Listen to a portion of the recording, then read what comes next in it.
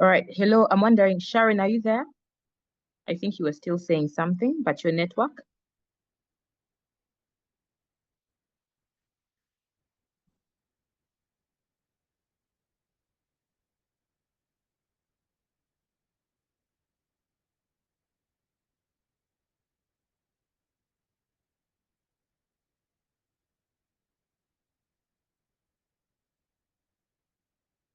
Okay, please. Thank you so much, Miss Lillian, for that.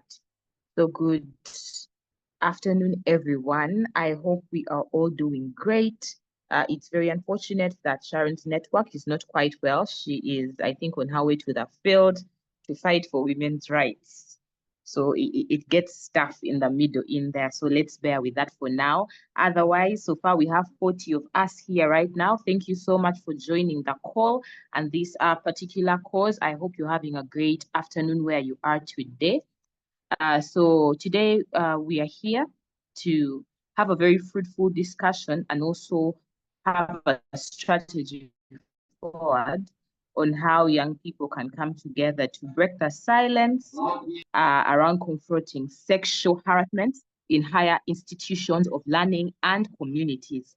Now, just to give a brief background of this is an activity that we are doing as the Memprow Girls Network and Memprow as part of our contributions to the activism during the period of 16 days of activism, and particularly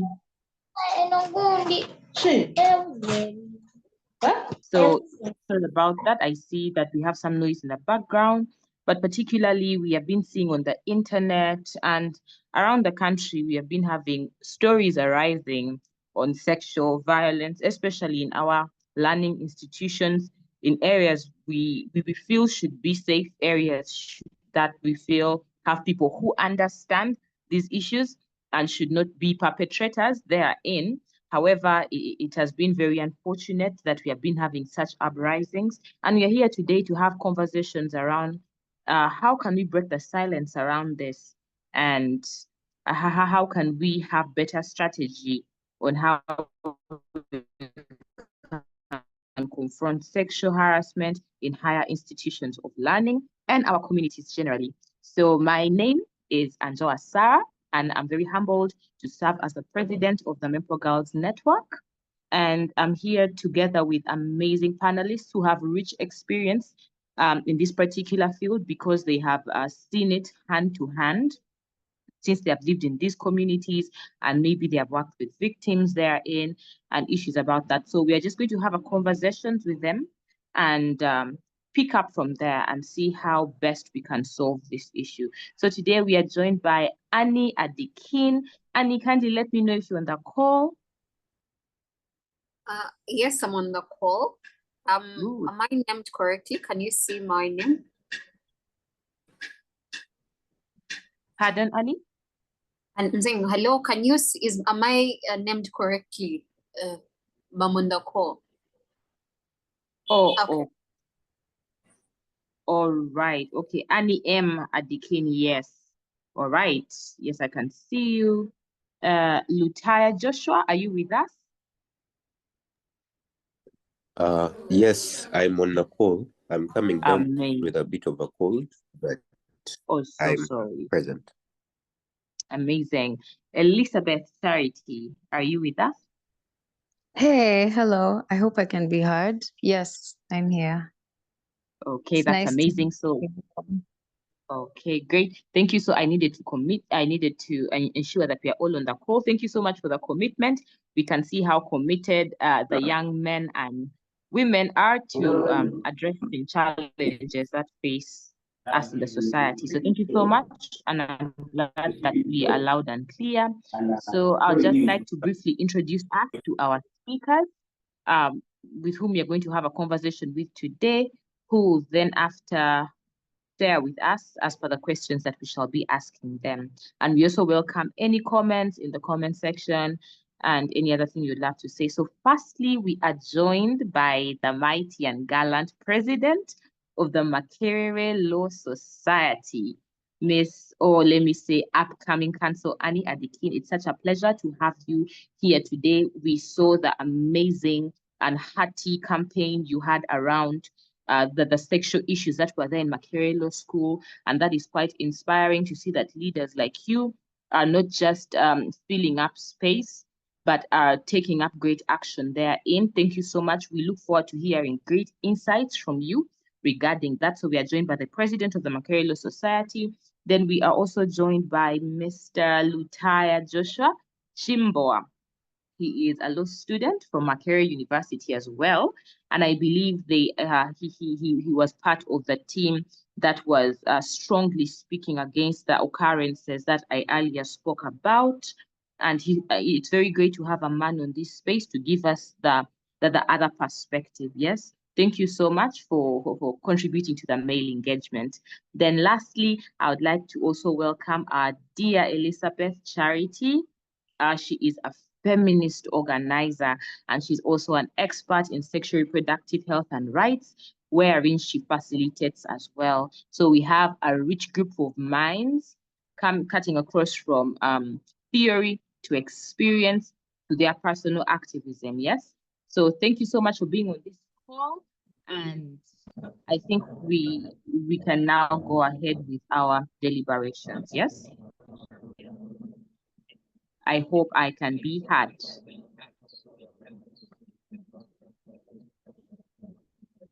All right, so let's delve deep into our panel discussion now. And the first question that I would like to pass across is to Ms. Adikin. Could you please share with us an insight of the most prevalent forms of sexual violence experienced by university students? Yes, Adikin.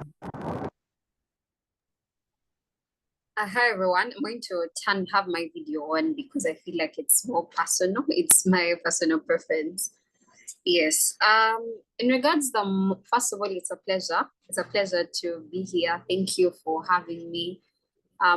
When Diane reached out for me to be a part of this panel, I was super excited because she knows the milestones that we've achieved this semester and what we had to go through to ensure that people's voices are heard, or young women's voices are heard in regards to this issue of sexual harassment.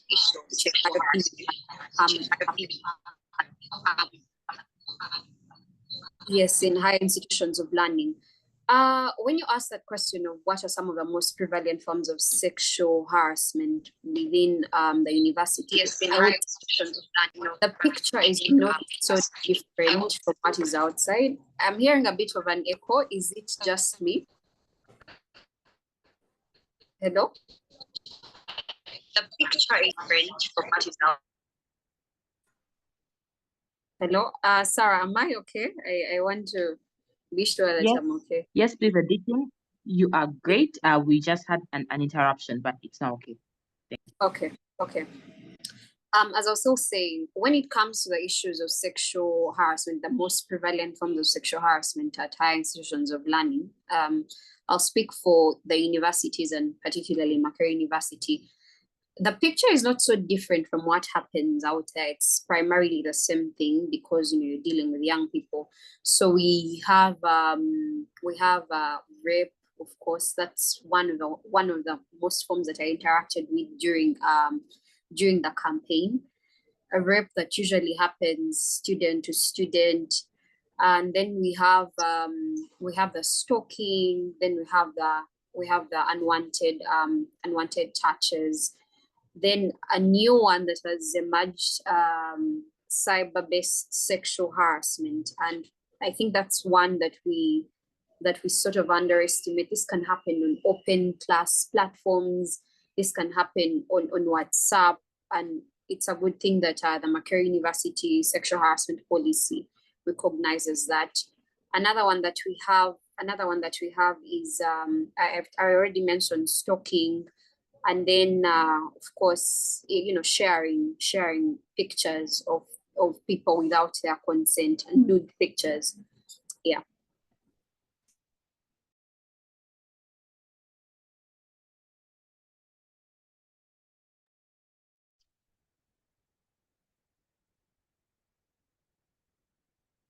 Okay.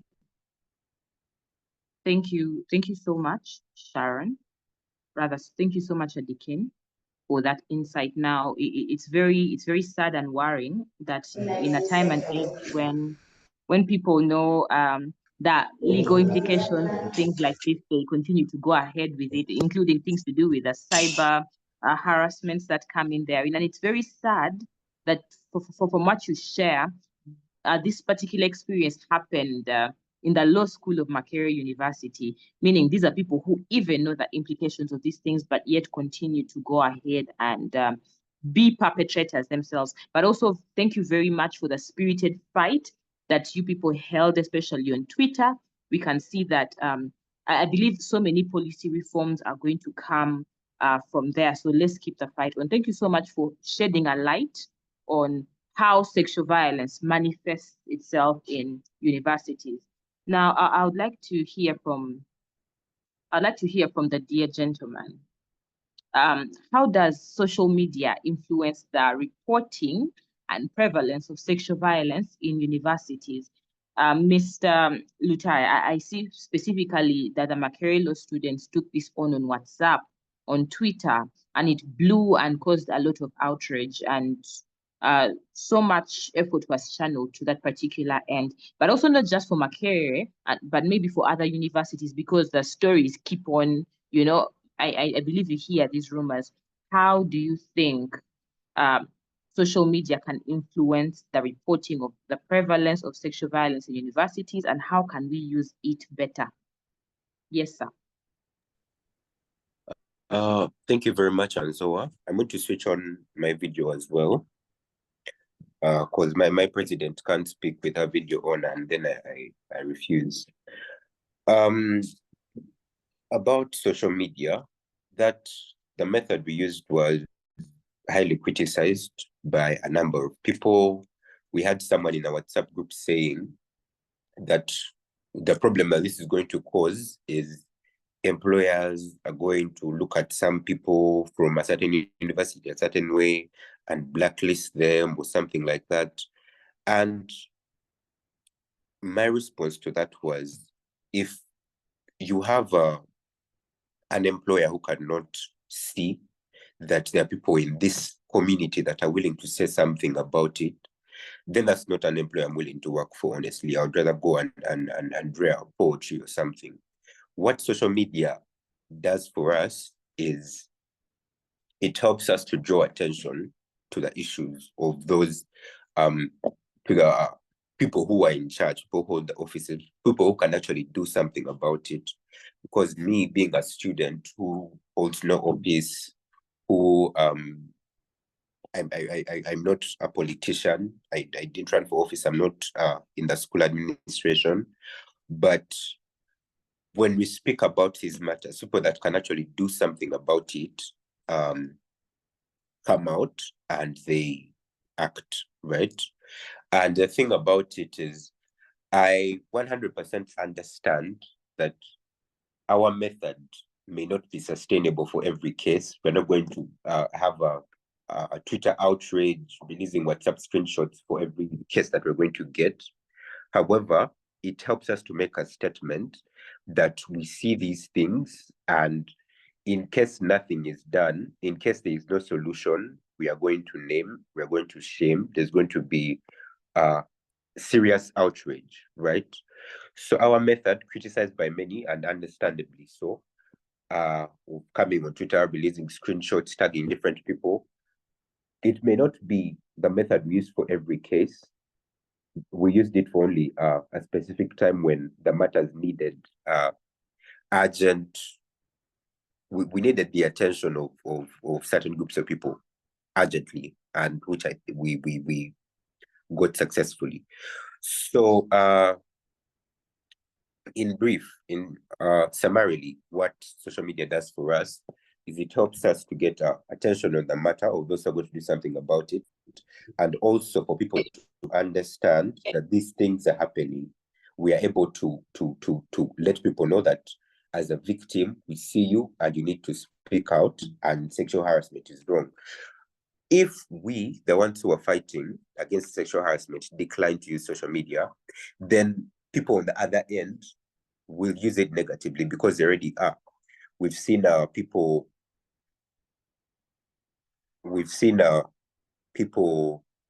sorry about that.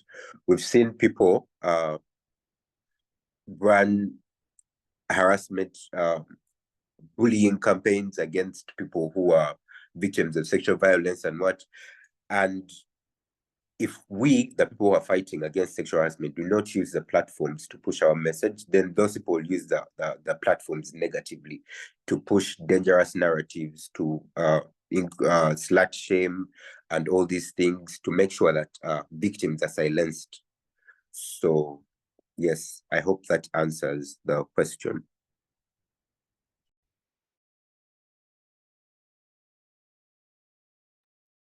Joshua, absolutely mind-blowing.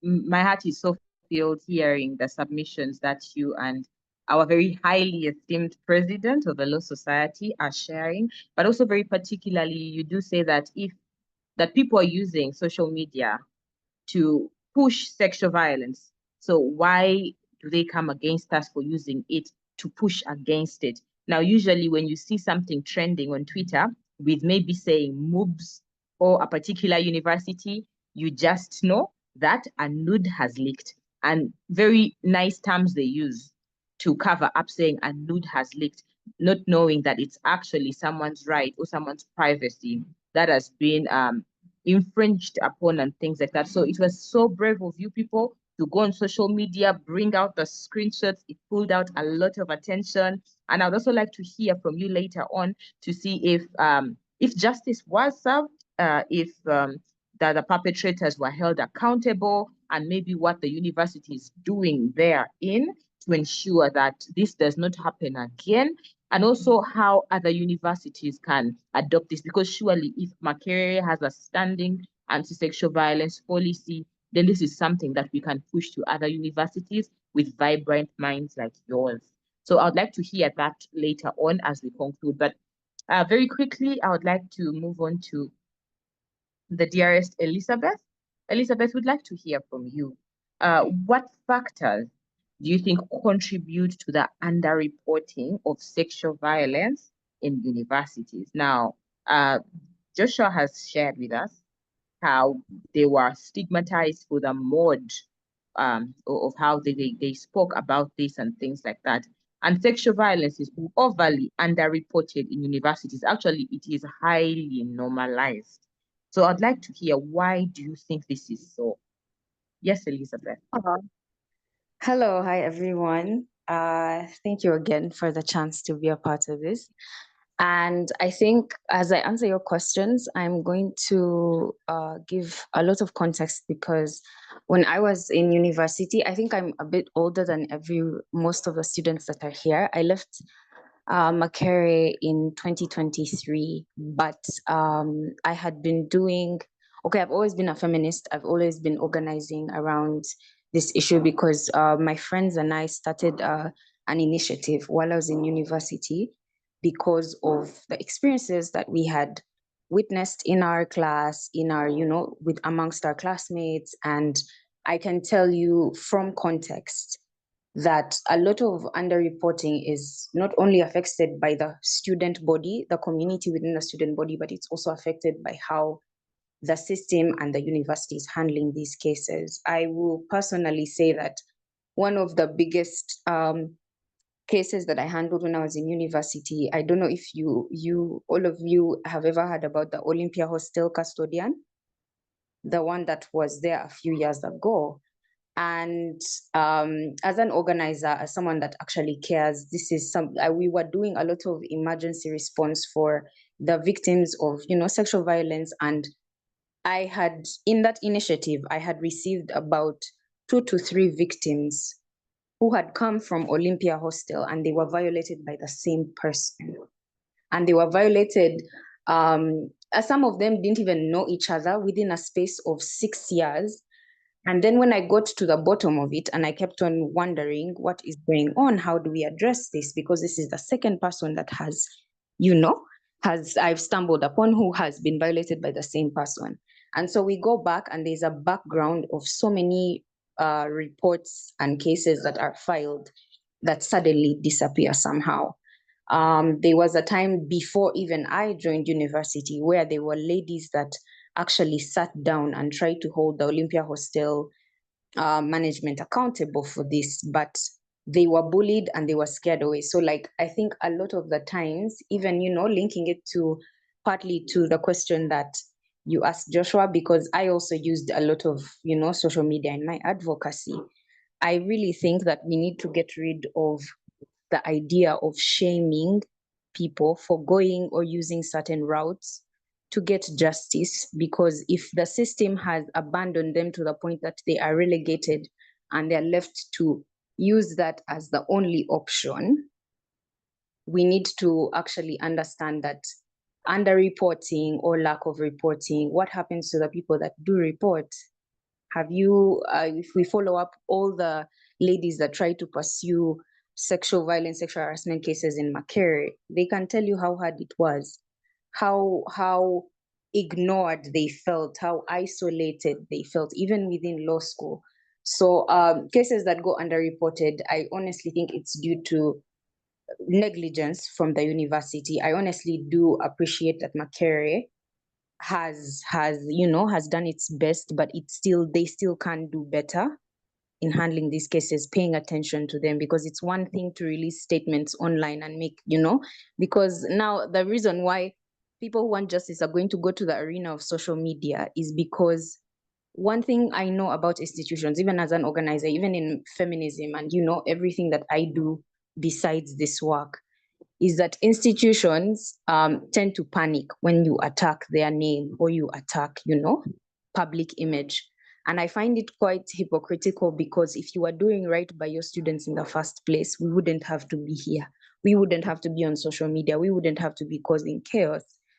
So I also think it's very valuable to know that we need to not be, hello? Yes, we need to avoid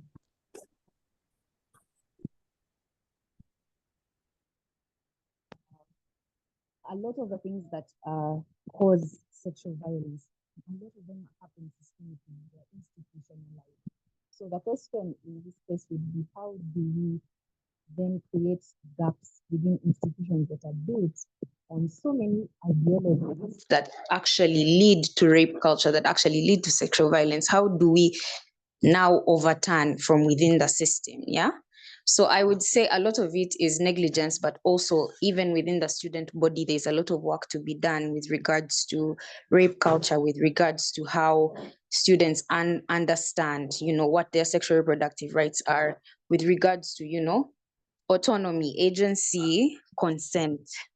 These are things that we need continuously get together and commune together and learn. University, you're coming together with a lot of people that have picked up so many belief systems from very many areas of life. So over time, overturning that in a matter of no weeks is very hard. I think what we can do in general is continuously. Hello?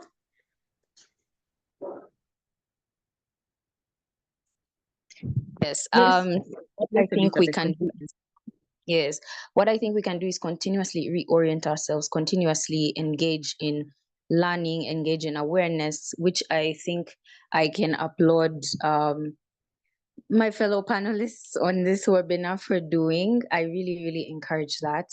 Yes, but also, again, I'm sorry to step in because that was Joshua's question, but the reason as to why we take certain methods is because we are trying to now, sometimes when you're working with systems, when you're working with people that do not want to pay attention to an issue, you have to apply pressure. And maybe when you apply pressure and we do it in a way that they don't really like, now the brain juices start flowing and they start thinking of ways to actually organize within the system. They tend to look at the gaps in the system that are actually failing to answer because of sexual violence. So yes, like I want us to treat each. Hello? Yes. So most of the resistance that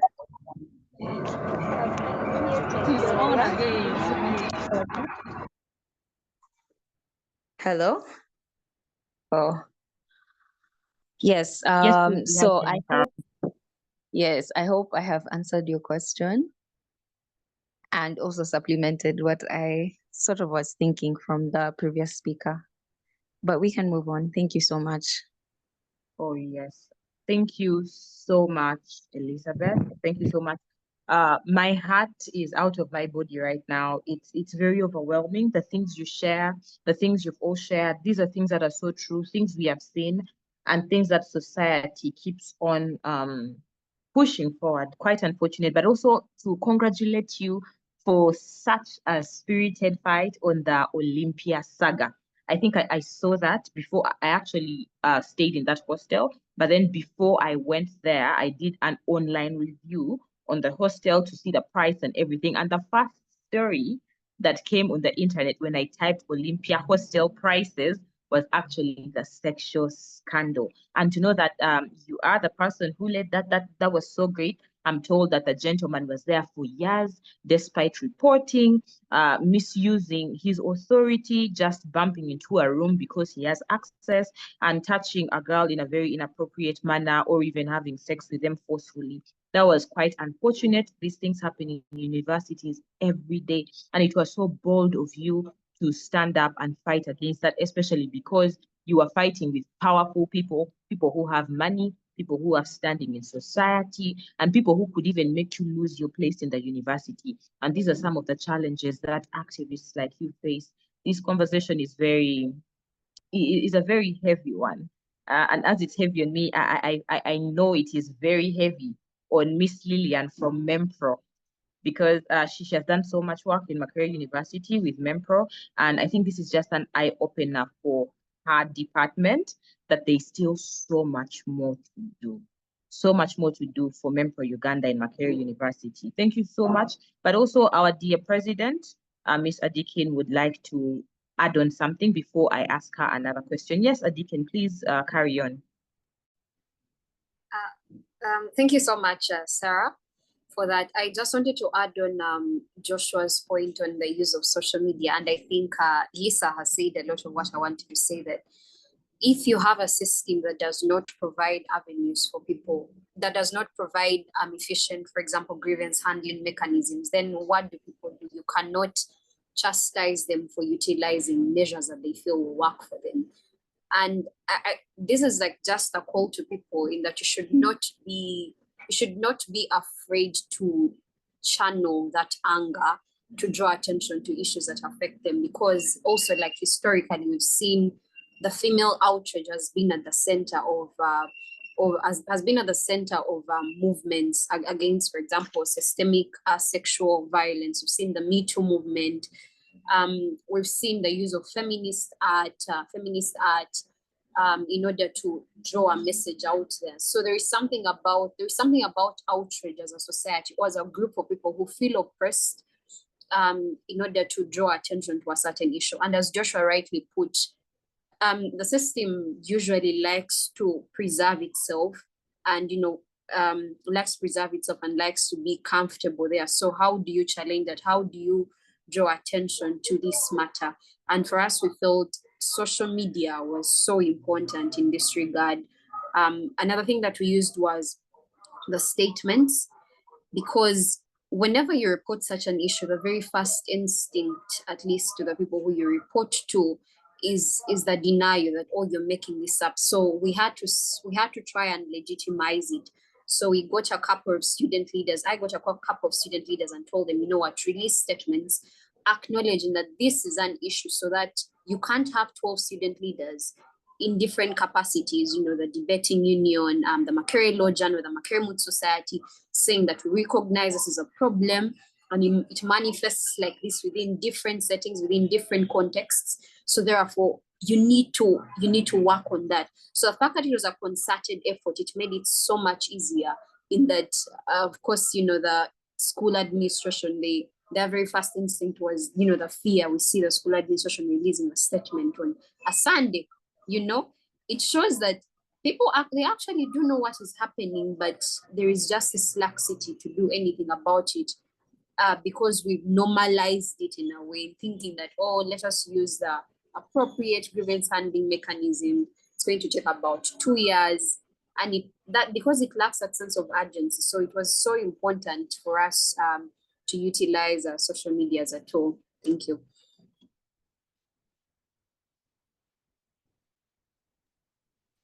Thank you so much, Your Excellency, for that insight. But maybe just to, I'd like to get a glimpse on how that ended. Did the perpetrators get any?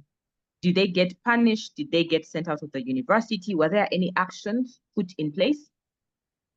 For as far as that case is concerned, you'll also forgive me. I'll try not to be as explicit as possible because the case is still ongoing. Immediately when the case was reported, and of course there was all this outrage, so the student was suspended. The student was suspended because the policy does give the vice chancellor power to suspend a student when other students do not feel safe in that environment. So he was suspended, but pending investigation. So the case is still ongoing. A committee, a sexual harassment committee, was constituted, to deal with the investigations, and eventually he will undergo a trial. Yeah, so I would say for this particular case, at least interacting with a victim, there was that sense of, validation in that I am not crazy for having felt violated, because that's what society pushes victims to feel, that you feel crazy, you feel you need to, maybe a lot more should have happened before you should have reported. Because the general sentiment when this case came out, when I released my statement saying, well, the student was suspended because of, ABCD, the general sentiment was that, was the girl, was she raped, or, and it was very shocking and a bit disillusioning for me, because it felt like, it's not until the victim suffers the worst that society will get to listen. So she must bleed to death for society to get to listen. And it just shows you, it just reflects the kind of environment we stay in and how people think. Lisa had mentioned that, universities collect different people with different upbringings. They have different ideologies. They have different conceptions of what should be. And it was very scary for me. I have to say it was very scary, because I got to understand these are the people who you actually lead. These are people who you live among. And we are going to do a lot, but that is not going to change. You're not going to change how someone thinks entirely. Yeah. Wow. Very impressive. As you were speaking, and I kept on looking at you from my phone, and I saw the vein on your neck, and that shows so much passion. Meaning you're speaking directly from your heart to your mouth, and it was such a revolution that you started, and you may never imagine how big what you've done is, or how big what you and the entire team, everyone who released the statement, what you people did was extremely massive, and it was such a revolution. And I personally think your faces should be painted on the gate of Makerere University. So maybe just to go to now your particular question, and I'd wanted you to share on how do you think students can foster a culture of consent on campus, because sexual harassment happens when someone forcefully imposes themselves on another. It doesn't have to be sex. It can be verbally, it can be physically, it can be in so many ways that don't even include obtaining carnal knowledge of someone. So university students have so much liberty to do what they want. I mean, you could literally ask, can I hug you? Can I kiss you? And, there's so much liberty, and yet themselves on somebody when they can even ask. So how do you think students can foster a culture of consent on campus?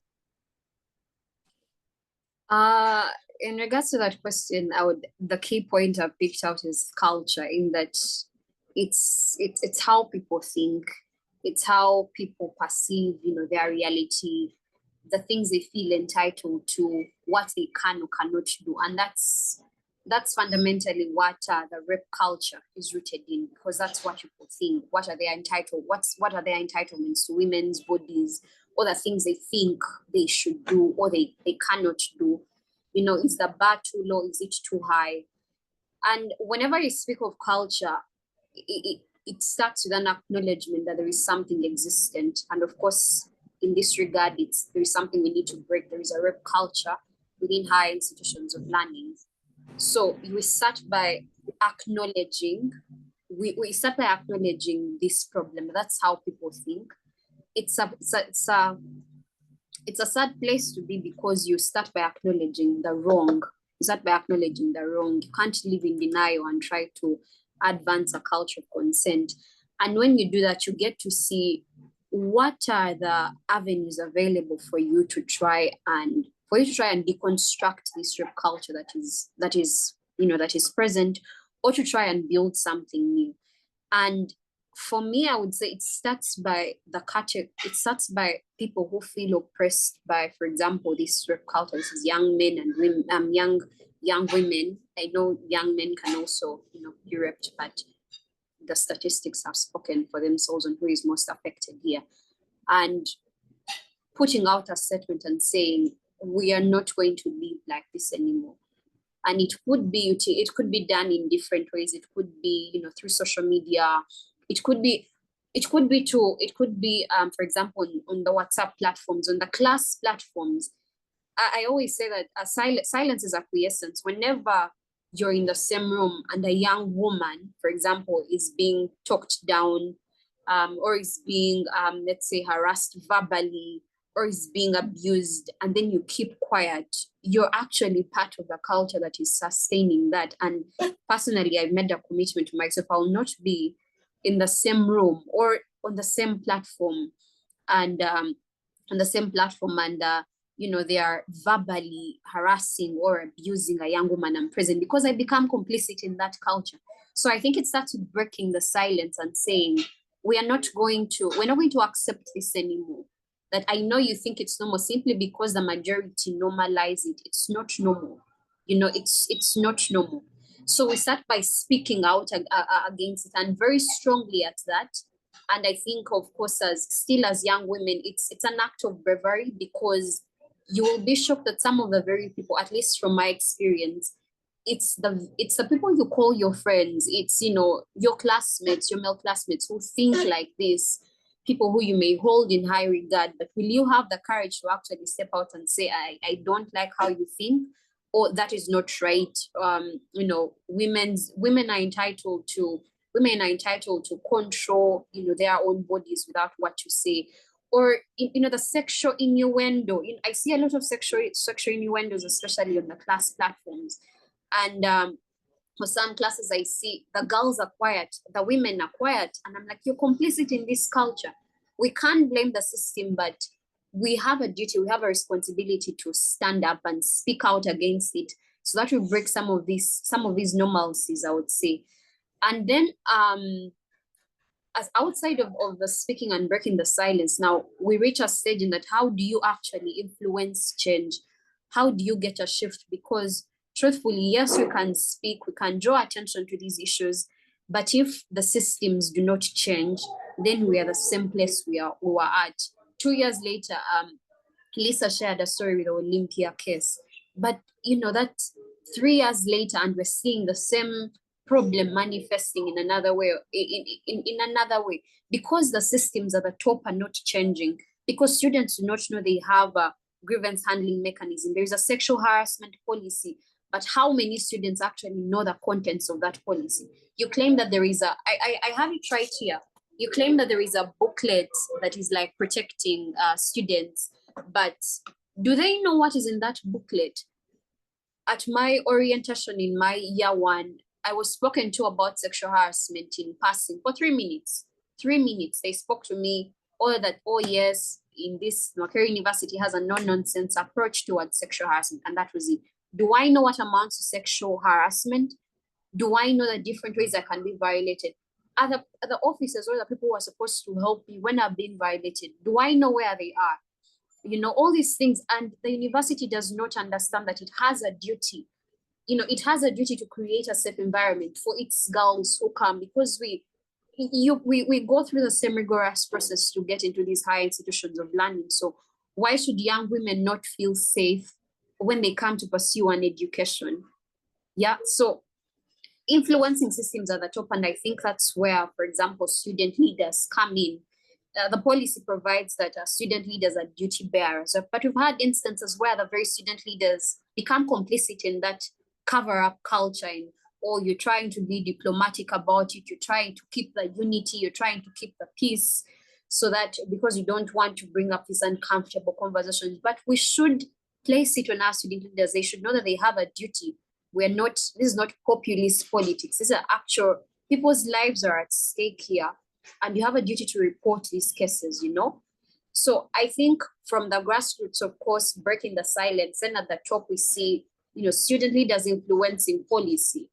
I was called in for one of the meetings, the sexual harassment committee sat, and my message to them was like, you have failed us as a university. You failed your students. You failed your students in that there is something in the university. It's so unfortunate. They call it death by the committee, in that whenever a very serious issue arises and you want to see it die a very slow, gradual death, and nothing is done, is when a committee is constituted. It's a way of denying people justice by putting up the appearance that you're giving them justice. We've seen so many cases have died. Somehow the evidence disappears, or the victims are not called for the hearings. And, so I think we should also be able to challenge, you should test these systems that claim to be fair, that claim to be just. We should show them that when a group of young people decide to utilize other avenues other than those that you provide, it shows that there is something wrong with the system. The system is broken. And outside of the university, I still think it's a drop in the ocean, but we could also influence policies nationally. I had a conversation with the minister for youth, and I was like, we have they're in the process of drafting a youth policy, but do we have anything in that youth policy providing for sexual harassment? It's a big issue. I mean, not only at Makerere, other student leaders from other universities reached out when this campaign was ongoing. Why don't we have anything in the youth policy talking about this issue that affects, the majority of girls? Why are we a very disillusioned? Why are we a very delusional society? We do not want to face our problems. We do not want to face our demons, and yet we create them. Yeah, thank you. Thank you so much, Your Excellency, for those spot-on deliberations. Now, I can't stop applauding you for the amazing work that you do. And I think everything you share is quite informative, but also awakening, not just for the leaders at the university, but even us who are in the civic spaces, because it takes collective action, especially the things you hint around touch information that helps to change the culture. People need to know, people need to be bold about this. People need to speak about these things more. That calls for more campaigns, that calls for more dialogue, that calls for trainings, that calls for more conversation around these things, more spaces like this, where we have to talk about things like this, because the more people hear about this, the more we preempt debate that pushes for practices of this sort. So thank you so much for sharing that. Now, very quickly, I'd just like to move on to Joshua, where I'd like you to share with us some strategies you think students can employ to support survivors and create a safe community. Joshua, are you there? Yes, I am here. I'm not going to lay out a very scientific strategy for how to handle these matters or to support victims, but I am going to encourage us to have two things. One is to have courage, and the second one is to have shame, blunt as how they sound. Shame in that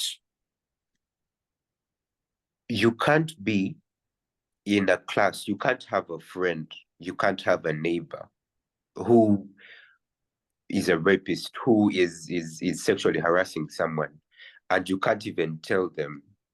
Okay, you can't even tell them that you're a rapist. And then, law students, we tend to be very proud. We we think we're going to change the world and all of that. You want to change the world, you want to change the government, but you can't even tell.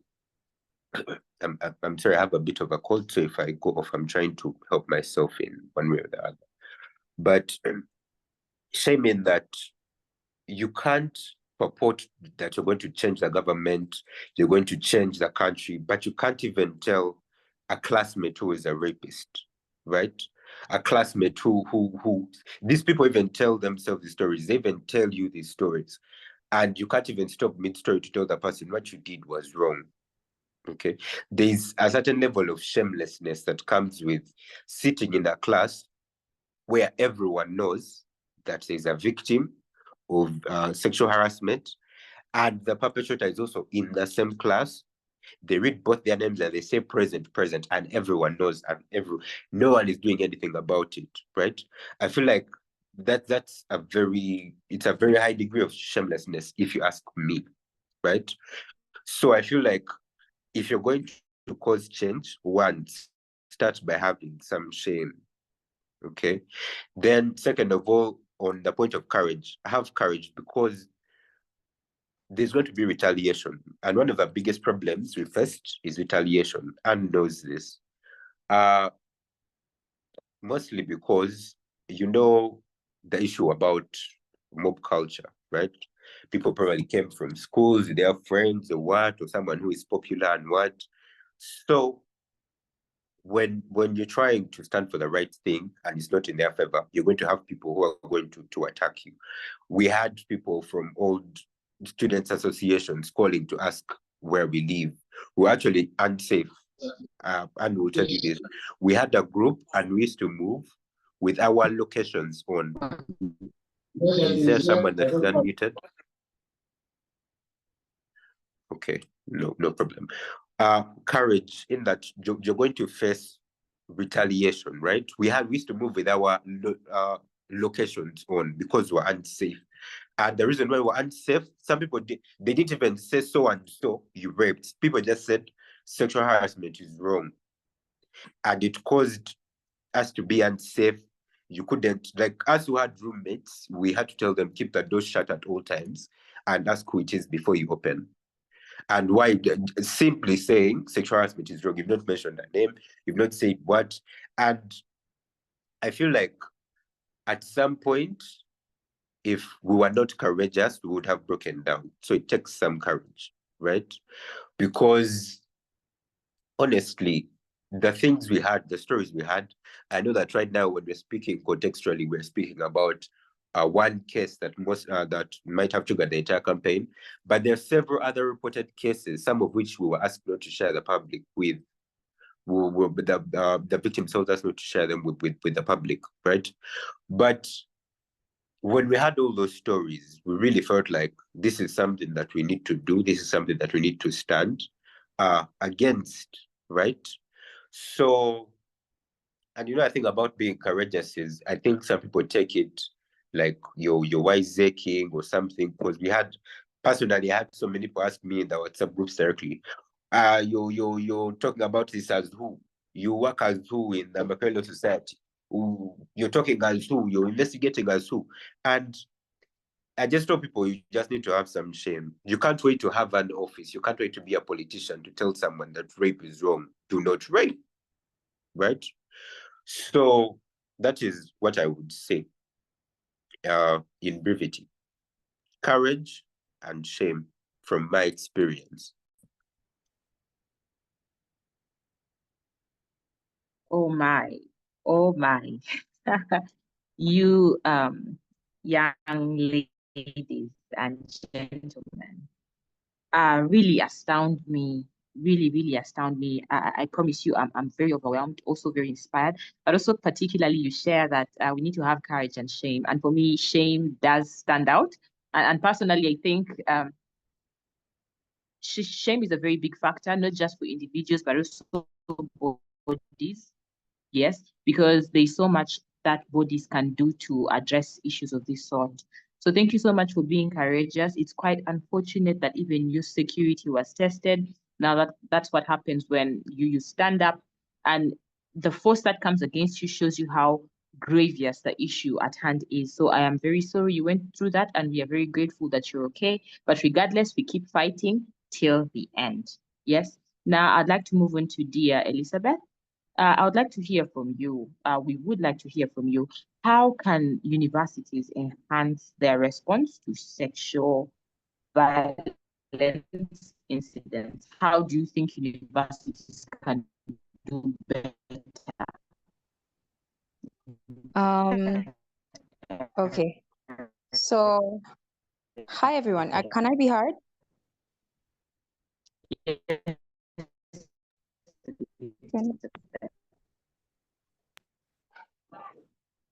Hello? Yes, Charity, we can hear you. Okay. All right. So, I want that universities, first and foremost, especially if we give, because not all universities are organized the same way.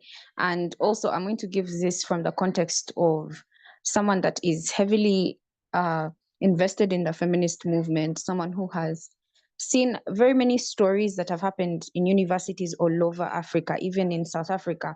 I remember there's a lady that was fighting the University of Cape Town because when she reported her sexual assaulter, when she reported the person that assaulted her, she was instead expelled and suspended because she refused to drop the case.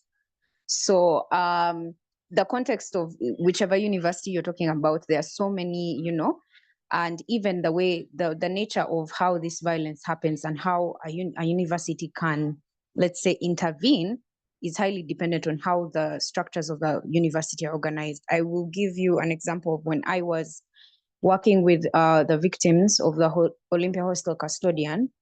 A lot of the times it was hard for us to summon help from the university because these are hostels that are outside the university and they are private owned hostels. Yes. So we also need to consider the fact that sexual violence is happening in hostels. So the biggest task and challenge that I had was, how do I make the university care about this? And yet whenever we go, they always give us this, whenever we come forward to ask for help, they always give us this idea that it's not their place, it's not their jurisdiction, or I'm not a lawyer, but I hope that makes sense. So yeah, I think the first thing that, because now sorry, let me go back to what actually happened in that case. I think when I raised the case up to the media, because during that time, excuse me, yes, hello, can I be heard? Yes, you can, Elizabeth. I'm sorry, I think my network is a bit shaky. Yes, but during that time, one of the responses that I remember the university doing, because the story went so big, and that's why when I saw students at Makerere, when I saw Joshua raising these issues online, I had to reach out and I had to find a way to see how I could help, not only help, but encourage the students, because it seemed very familiar. It seemed like something that I had gone through. And the funny thing is that when I faced this issue, when I was trying to go against the system and get justice, I was alone. But I tried to use as many strategies as I could. I went to the media. I literally asked journalists to publish stories. I was going door to door just to make sure the story was published. I was on social media whistleblowing. I was trying to get a few people on campus and see if we could even come to the hostel premises and demonstrate or start a strike. And it was very hard to get the university to catch on until I started spreading so many fires in so many areas. And at least Professor Nawangwe reached out, and what he did is that he blacklisted the hostel. Yeah, because I got to understand that they could not per se step in to make the hostel do this or that, but at least what they could do was blacklist, which actually put pressure on those private owned hostels to actually do something about it. And it was such a wild time, which reminds me a lot about what Joshua is saying about courage. Yeah.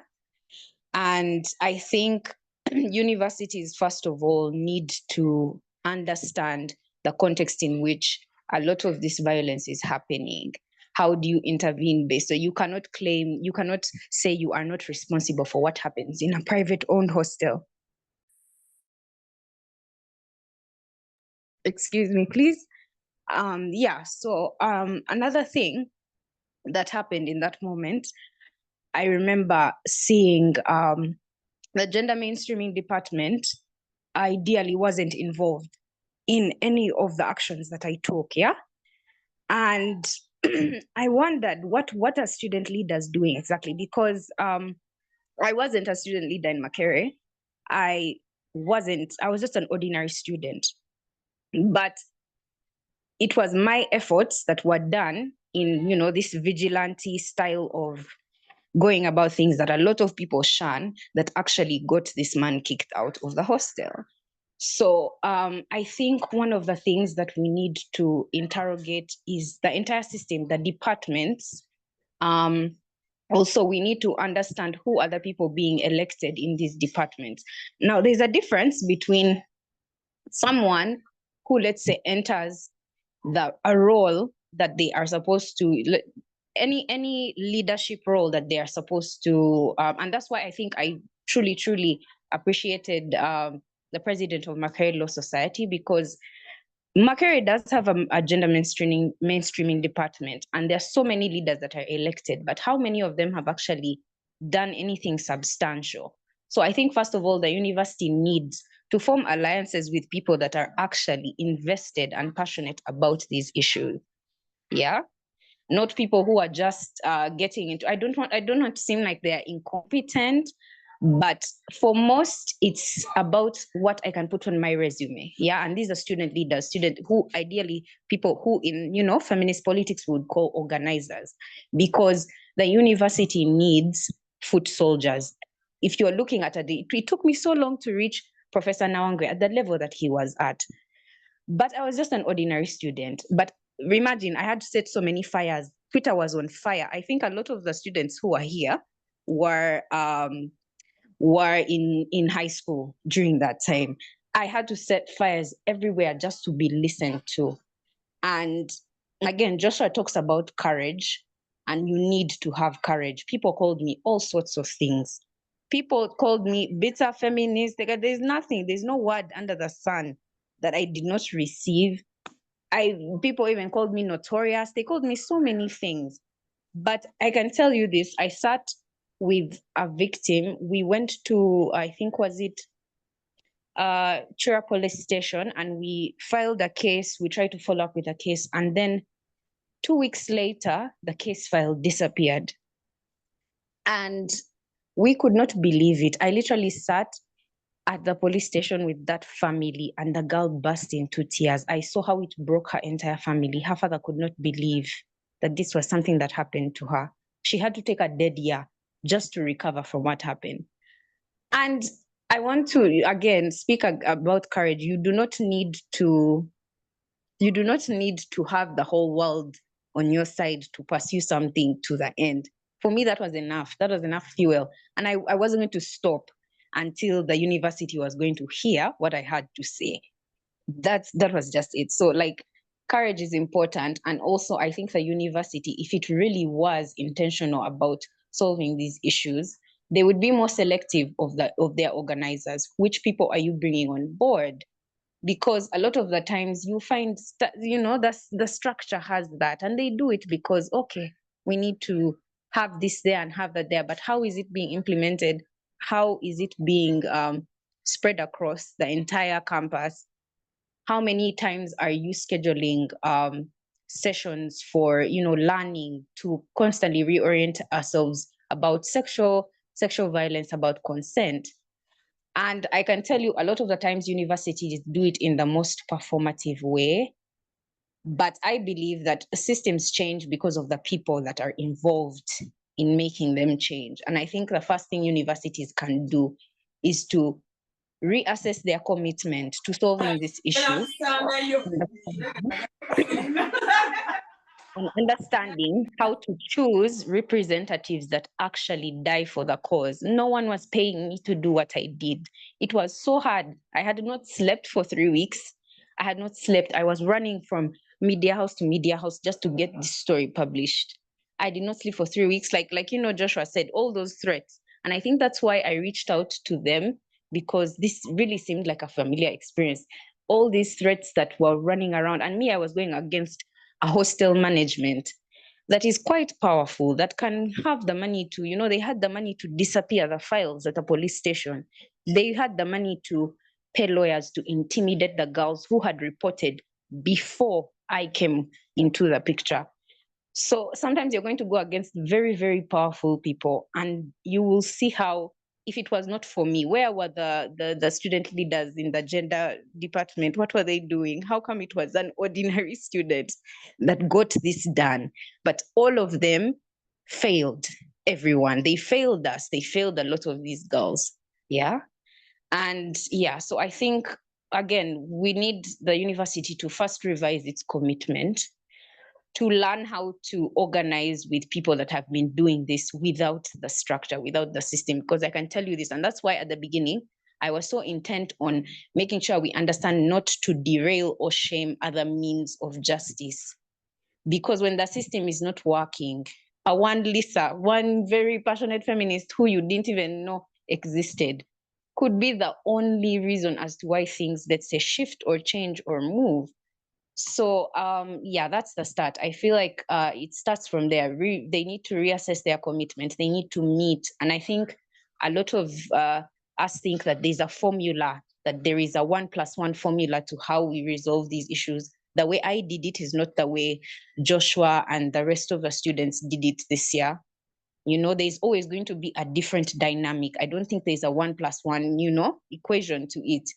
But I think if we assess our commitment, if we have individuals who are passionate about justice, individuals who are, yes, courageous, because it takes a lot of courage.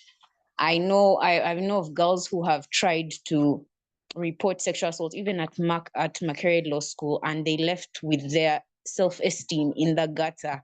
Like, they couldn't even recognize themselves afterwards. It's a very lonely fight. It's easier if you fight it together, trust me. I think another thing, we need to increase our ability to mobilize, mobilize and also sit together and come up with solutions, because what worked for me might not work for the next generation. Because in as much as, yes, the underlying thing that we are fighting is sexual violence, there are so many things to consider, the power dynamics involved. Yes.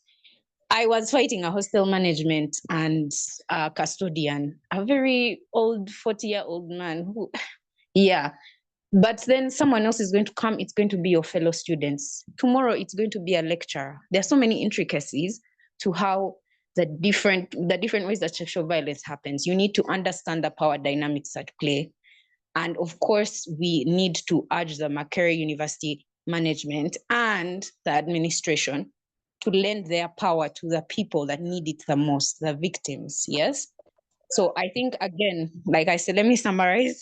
I don't want to talk too much here, but we need to reassess our commitment, increase our ability to mobilize, and solutions will come from there, as long as we understand what is our principle, what is our goal. If our principle is about autonomy, it's about agency, it's about consent, let that be at the center of our mobilization. And then we find solutions together, because it's easier when you do it as a group. And I say this as an activist who tried to do this alone. And it was really hard. Like, it got to a point where I had to, like, feminist organizations, there's a feminist organization that picked me up and literally called me, and then they had to offer therapy services to me after the entire thing died down, because I did it mostly alone. And I think another thing we need to remember is these efforts are better done when you are doing it together. If you cannot find the strength on your own, you need to find the strength amongst a community of people that truly believe that what you are doing, what you are saying, and what you believe in matters. Yeah. So you're all stronger together. Mobilization, it needs to be done as a group, as a team, as a community.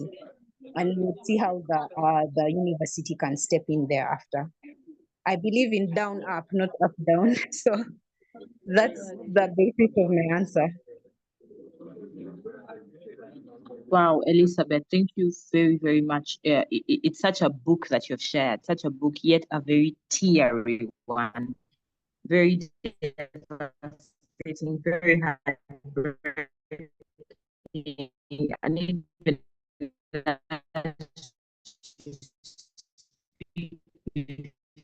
feel the emotions low, uh, we feel the pain, and I believe it's something that you even feel now as you speak about it. That must have been really tough. There was so much backlash at that time. I got the opportunity to go back and investigate further and see what was happening therein, and hear. And I saw someone in the comment section say that you need to receive Memprow Girls Network. Really, we give you your flowers. We give Joshua his flowers. We give Annie her flowers. That was really moving. But also, you do speak into the universities, revisiting, their strategies, their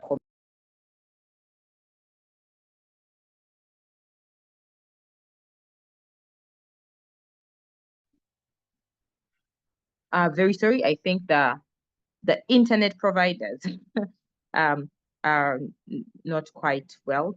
So just as I was saying, so you speak into how we also have to look into the people that we put in leadership positions. Now you stand up as an ordinary student and try to fight this through. So that means the people we are putting in leadership have to be clear on their intentions, on seeing how they can fight this particular cause. But something that really touched my heart is the need for mobilization. We need to have communities that can support such people, communities that can stand up and advocate. It's easier done as a group, but just as you shared, when you're alone, it's quite a lonely place to be in. But we applaud your braveness. And I think it's something that we can go back to the drawing table as people in the civic communities and as university leaders and see how we can better do this. And I like that now you are in the civic community. So maybe we could sit on tables one day very soon and see how we can better carry this on. Now back to our dear president. Now this is going to be the last question I'll be sending out to you. So we are going on our last questions. We could try to make this very brief. So Annie, I would like to hear from you as a mighty student leader who has stood out. I think this is one of the few times we see a student leader speak about contentious matters. So what do you think other student leaders can do in preventing sexual violence? Thank you so much, Sarah. And thank you so much, Lisa. Listening to you, it has gotten to show me that like the experiences that we're going through are not new, that it's nice to know that people who have come before us have gone through the same and are like standing with us. Answering your question, what can student leaders do? I think it starts off from recognizing that it's your duty, it's a responsibility as a student leader. You're not doing people a favor. You actually came into office. When you come into office, you unconsciously sign some sort of contract with them to protect them, and you're the bridge between them and you're the bridge between them and anything that could maybe disturb them from the student administration.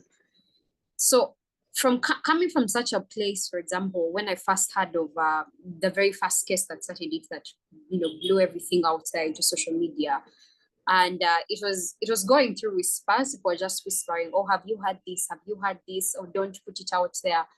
And my first question was like, why are we whispering? Why are we being apologetic about something that someone did that was wrong? As I mentioned in the beginning, that by keeping quiet, the things that do make us complicit in this rape culture, in this culture of violence against women, put it out, let them know that it's a problem. Which I talked about the fact that usually people's first instinct when these things happen is, what is the reputation? Or how about the reputation of the person? Or you're being heartless. I was called so many things during this campaign. I was called a dictator. I was given a name, Kim Jong-un, from it's like a wordplay on the North Korean president who's a dictator.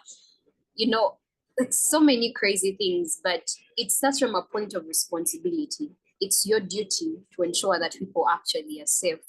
And because of that, it helped me know that I actually had a duty to continue, encouraging people to keep on coming out, become coming out. The very first case started, and I realized you open a Pandora's box. There is so much. I thought this concerned a particular case, but a multitude of cases. Within the first 5 days of us launching the campaign, we had over 40 victims.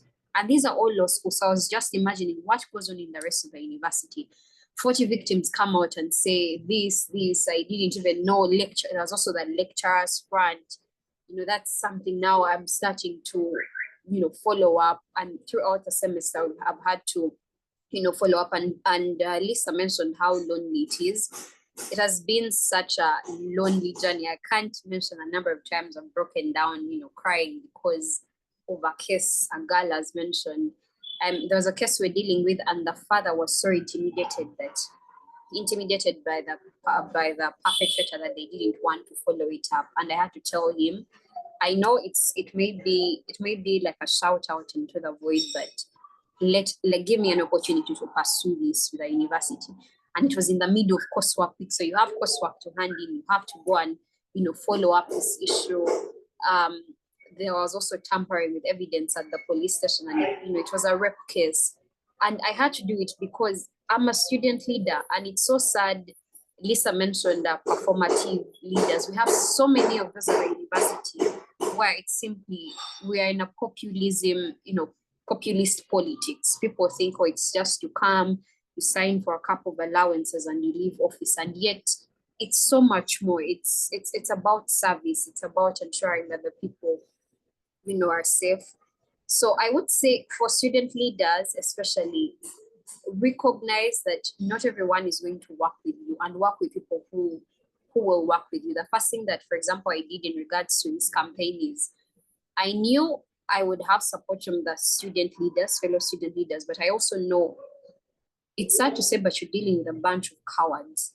People are so worried about how other people will perceive them instead of doing and pursuing the right thing. So I had to get a group of people who I know would be people who would be willing to die for this cause, and we pushed through. I had situations where my entire cabinet basically abandoned me because there were moments when the campaign got really heated up and fingers were being pointed, and everyone stood on the other side, 8 of them. But then it's those moments that really test you. Why did you come? Why did you get into office? Is it simply, do you want to tell people what they want to hear? Or are you here to protect people? I know it seems like such a big responsibility to take on, but that's what leadership is about. You want to change the world, but it starts here. If you can't influence change in just this small community you live in, what are you going to do outside? Because it gets so much worse. I think during this entire saga, I received calls from top university administration telling me we are going to suspend you if you don't stop this. And it was so unfortunate. But that's the reality. Those are the dynamics that we operate in as a university. And I would want to excuse student leaders that I know it's hard and you're here for your grades, and I understand it validly, but if you want to take on leadership, I think you should be ready for this. You should be ready to challenge. You should be ready to challenge the system. So once again, to what Rutaya said, that courage, their willingness to stand alone, to push for things, to, that relentlessness. I have learned that community. I've been offered so much community from outside civic space, from the civic spaces other than what? From my own university or from fellow student leaders. So I had to seek for the support where I need it. I think after this semester ended last week on Sunday, I have to break it down because it was low-key traumatizing, really. But I think with just the little things that we do, we get to push for. When other people see us courageous, they're able to be courageous too. I received a call, I think it was from Cavendish University, they were dealing with something similar, and they said, oh, we saw you. She was a former president, Cavendish University. So she told me, oh, we've seen what you've done at Makerere, and we've seen that it's possible to actually, challenge these systems and push them to act. So what do we do? So by just, being courageous, it's a domino effect. Other student leaders see, you set a positive precedent for them to follow. Yeah, thank you.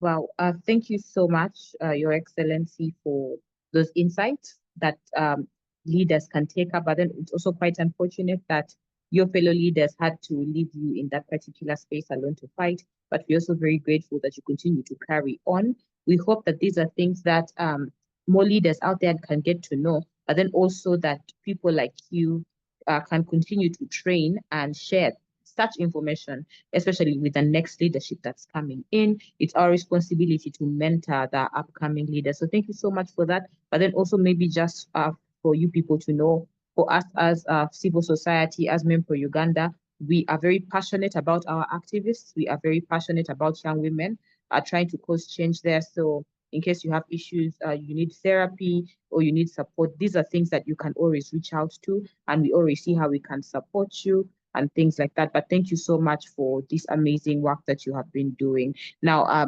moving on to Joshua, my last question to you. Joshua, how do you think student organizations or maybe student communities or can contribute to sexual violence prevention? Yes, Joshua. Thank you very much. How I think student organizations, students, communities, just a moment.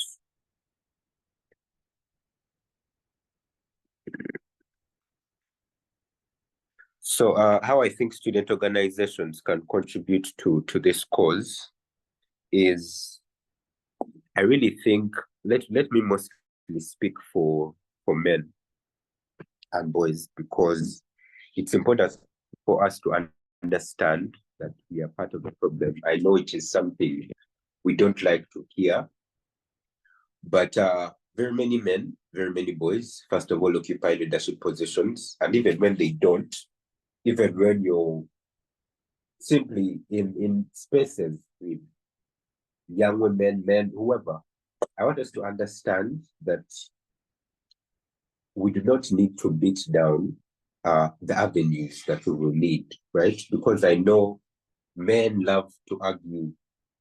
What about men? They're fighting for sexual violence against women. What about men? But the fight against sexual violence has not excluded. It has not said it can't happen to men. But Annie has said, and obviously the statistics has it, that women are mostly affected, but no one is excluded. So as a man, first of all, you need to start by understanding that you're part of the problem. And I know that there's a much loved argument of not all men or not all me. And I always say this, I say, these people interestingly love to pick when to celebrate manhood. They love to choose a day when we're talking about women's issues, when they're talking about serious issues that need attention, to come and appraise for their own character, to say not all men or not me, not these arguments. They water down the solution that you might need if you ever become a victim of sexual violence, right? So what can we do as students, as a student population? Number one, don't beat down the efforts of those who are doing something. If you disagree with their method, then apply the method that you think is suitable. Help where you can. We had that very particular issue of people who were against our method, but they didn't have an alternative, right? They were just fighting us.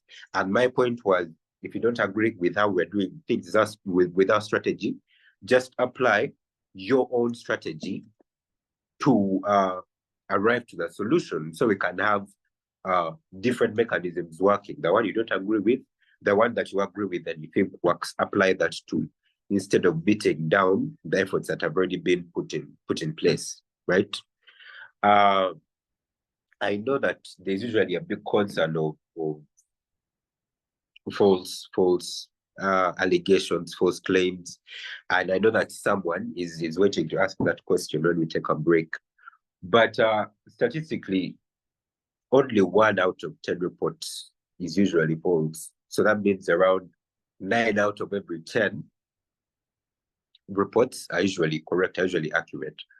So as a student leader, as a person, as whoever you are, if a sexual harassment, if a sexual violence case is reported to you, start by believing the victim. Because what are the chances that that report is one? Is the 1 out of the 10? Okay. So I want you to start by, I think somebody's unmuted. Akwi, Jennifer.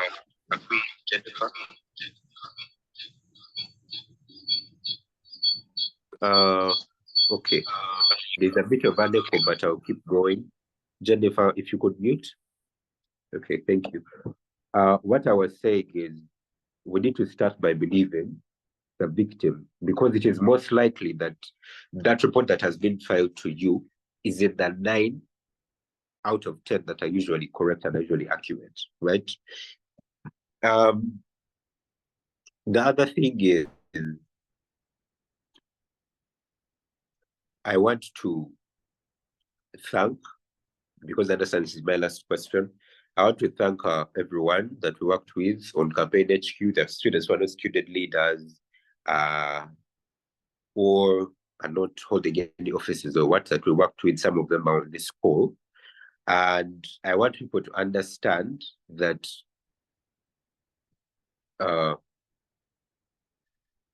you need sometimes people who will stand by you in certain in certain fights. And like in this situation, not everyone will agree with you, but then not everyone will be against you. So always have some people you can fall back on, always seek assistance. But yes, that is my reply to that question. I hope it is well understood. Don't fight the avenues that are in place, and do not fight the efforts that are in place for people that are trying to find justice or trying to fight sexual harassment. Thank you.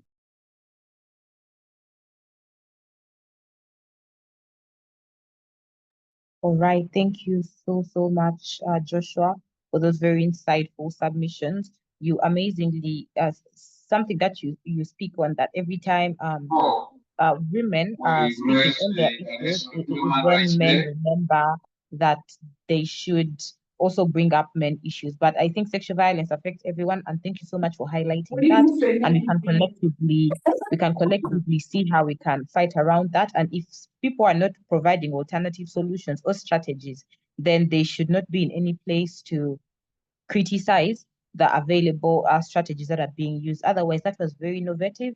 Your team was very innovative. And in this current time and day, we know social media is a tool that's being used for revolution. We are moving past guns or screaming, but social media has really done its stuff. So that was a perfect pick that you people took on. And so I believe that more students can better organize looking at those strategies. Thank you so much. Now, lastly, we are getting to the end of this, but just maybe briefly, I'd like to hear from Elizabeth. What policy reforms would you advocate for to address campus sexual violence? Yes, Elizabeth. So one of the policy reforms that I would, first of all, like I hinted on, change in terms of leadership, assessment of, let's say, intentions of, not just people that come forward in leadership positions, because when it comes to mobilization, mobilization left in the hands of student leaders. Yes, I honestly think policies should be more intent on assessing more of, like, passion-driven leaders that are more intent on service, as opposed to self-seeking and self-serving leaders that just want to put things on their resume. I think that's one of, especially with regards to issues like sexual violence. If there's a whole, like I said, there's a whole department in Makerere that's responsible for this, but the passion of the people that are doing this work, how how good are they at disseminating this this information? How good are they at organizing, mobilizing for continuous, we call it pedagogy. It's in the feminist space, that's what we call it, because we must continuously relearn and reorient ourselves on the principles around agency, autonomy, consent. I would think the first thing is to reassess how they structurally organize, how leaders are put into place. And I also think the university needs to commit more to teaching, to education. It's something that we cannot avoid.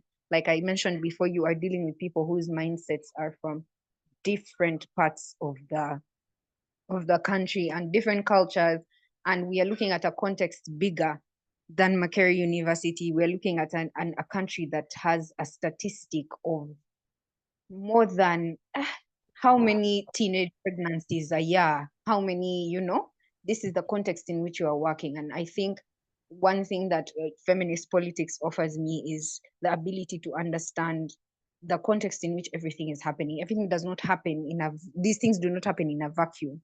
So I think, yes, the university needs to commit to pedagogy. It needs to commit to better assessment of mobilizers and student leaders. It needs to commit to consequences, clearly outlining the consequences, and not leaving it in the hands of, if this person that's in charge feels that this is what needs to be done. We cannot have consequences that are based on faces. We need it to be more in line with how the structure operates and how the structure protects the students. So I think, because you can find that cases that have been handled by the same university, there are two perpetrators that did the same thing, the same exact thing, or the nature of in which and the context and the dynamics around how the sexual violence happened, but they are getting different penalties or different consequences, or someone is getting a more lenient consequence because, let's say, the person in charge at that point felt, yes, it's sexual violence to rape someone, but it isn't sexual violence to grope someone. Yeah. So I think the university itself, even within the administration, needs to recommit to better understanding the nature of sexual violence, to better understanding the different intricacies of it. Because I think another thing I talked about before is power dynamics, which is something we learned and we always talk about when we're doing feminist work, especially in line with SRHR. We talk about power, and that's why I think, yes, in as much as policy change is important, mobilization amongst the student body is also equally as important, because at the end of the day, the policies of power is very interesting, because we know sexual violence, rape does not happen because you cannot control your sexual urges to that point. Sexual violence is a matter of power. It's a matter of dominance. It's a matter of, I'm doing this because I can be it to you and I can get away with it. And I have dehumanized and degraded you to the point that whatever, I can have my way with you. So it is intricately linked to power, but not only on an interpersonal level, also on a structural level. And that's the part where, for me personally, as an organizer, I feel like universities need to do better, but also, I've always thought that they cannot be trusted, because this time we can say, okay, most of the perpetrators were amongst the student body. What happens if the perpetrator is a lecturer? This is a lecturer that is valued by Makerere University, who has passed how many students? They are very valuable lecturer. Do you really think that the university, can you trust the university to compromise one of their biggest assets just to give a few students justice? So we also need to intricately understand how power works.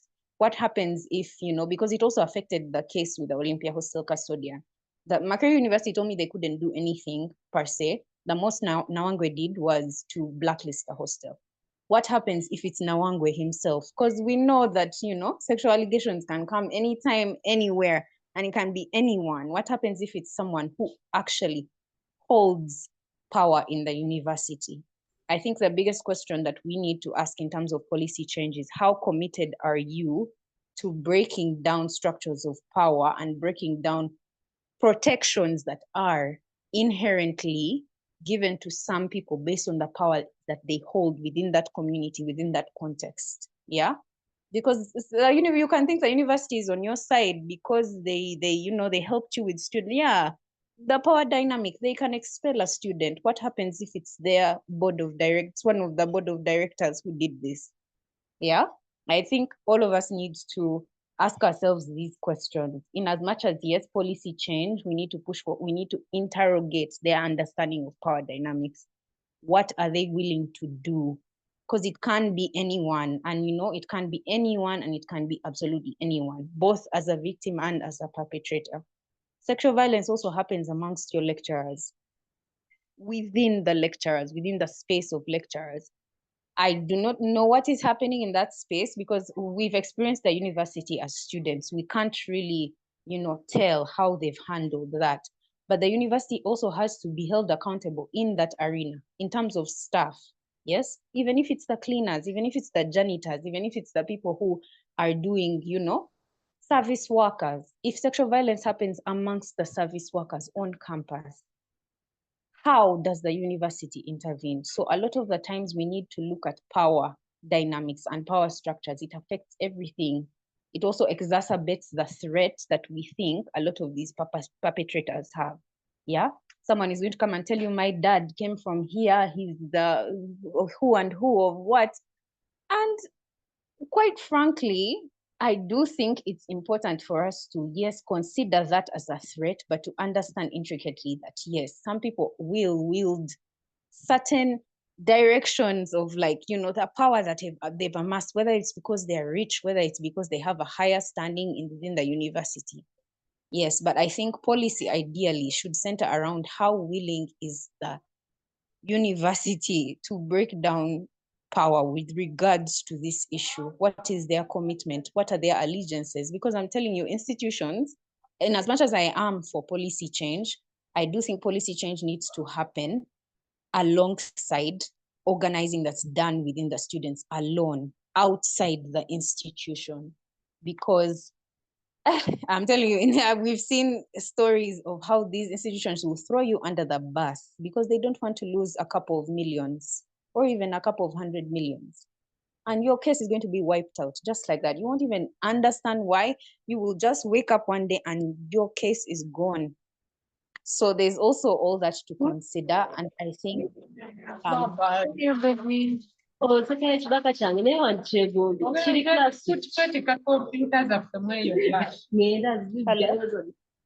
can I be heard? Yes, you can. Okay, someone needs to mute as I finish up. Yes. I think another thing in terms of policy, like I said, I do not think there is a one-size-fits-all solution to this issue, which is also another reason as to why policy level institutionally, sexual violence is very complicated to tackle because a lot of the systems we live in are they're not used to analyzing, even universities. And I can now connect this to wider feminist studies that are done in terms of capitalist economies, in terms of capitalist institutions. They follow they are not human-centered systems. And the thing about human behavior is that it's very dynamic. It will change. And there are so many variables in every single situation. Yeah, like I said, power dynamics, in different situations, we are all dealing with sexual violence, but the team from the Marquette Law Society was dealing with fellow students. Like I said, I was dealing with a university hostel management. I was dealing with people whose stakes in government I didn't even understand at that point, but I knew that I had to be very keen on my safety. I had to switch my lines. I had to throw out some lines that I had before because I was trying to keep myself safe. All those variables are things that we need to put into consideration. And at the center of it all is how we understand how power works, who it benefits, and at what point. Yeah. And if we can create a space that we can create, yes, with the university administration, where we are keenly paying attention, because I think for me, it came from the point of handling so many sexual violence cases. I got to see so many different, you're dealing with the same thing, but the context is different, the variables are different, the consequences are different, even the survivors themselves, the victims themselves are different. their idea, their vision of what justice is not going to be the same. That's another thing to consider. Yeah. So how do we integrate all those things through continuous efforts of dialogue, of mobilization, of education? Yes. How many times does the gender mainstreaming department at Makerere mobilize with the student body? How intentional is the student body on making sure that this information is disseminated more effectively? Yeah. Or do they just put it on the side so that when people come and hold the university accountable, they're going to say, but we have this booklet, a booklet no one has ever even seen. I went through 3 years of university, sorry, and I barely saw those policies written down anywhere. So these are the things that we need to consider. Again, I said there's no one size fits all, because human nature is very dynamic and it changes, and you think you have the formula, and then you're going to come up with a case that is completely something you've never seen before, like ever. Yeah. And it ties with a lot of different things. Now, for example, I've seen in the comments, someone was talking about sexual violence can happen even within like interpersonal, those relationships that happen at campus. Because even when I was at campus, I saw it happen. And for us, I saw so many things. I saw girls being literally, it was like domestic violence, but it was a campus relationship. It wasn't necessarily sexual violence, but she was being beaten by her boyfriend. And these things are happening. I'm sure they're happening up to now. Even sexual violence can, and we know that sexual violence can happen even when people are in a relationship. Yeah. So does the intricacies like that, does the university understand that, yes, in as much as this person was my boyfriend, when I come out to say I was sexually assaulted, are you going to now start blaming me for getting into the relationship with this person? So we also need to understand what does the university think of a lot of these dynamics and situations. Yeah. And then lastly, the thing I wanted to talk about in terms of immediate community response, aside from the university, a lot of sexual violence sometimes happens in abusive relationships. It really, really does. And I have, as a feminist who has done this work, I've also worked with domestic violence victims. We've seen women who have come to shelters, yeah, after being beaten black and blue. This man almost killed her.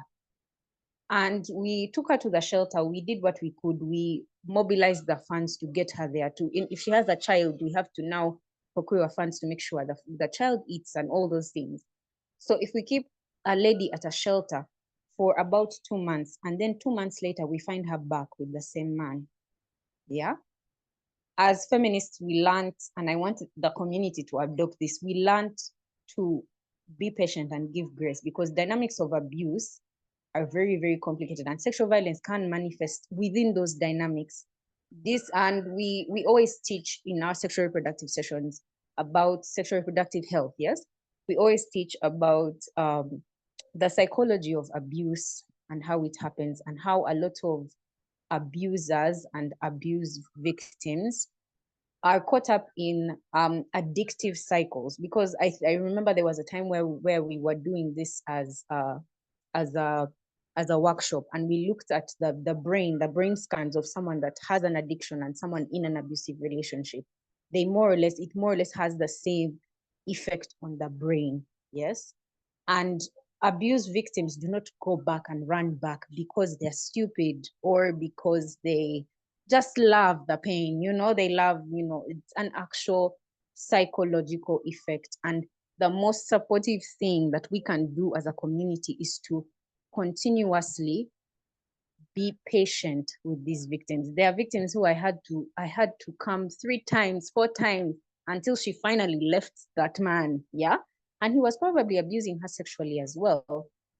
But we need to learn how to be more intent on not blaming the victims for what's happening to them, but seeing them through, being patient with them. It's not easy being in that situation. And the funny thing is that everyone likes to judge when they are not the ones in the situation, and it can happen to you. And you will also ask yourself, what came over me? Why did I keep going back? And you won't be able to answer. Yes, because there is a psychological effect of abuse. Yes. And sexual violence isn't immune to that kind of dynamic where it happens in such a personal relationship. And sometimes, yeah, because we are used to, okay, if it's that boy in class who I don't talk to, I talk to him like 3 times in class, he's the one who raped me. What happens when it's your friend?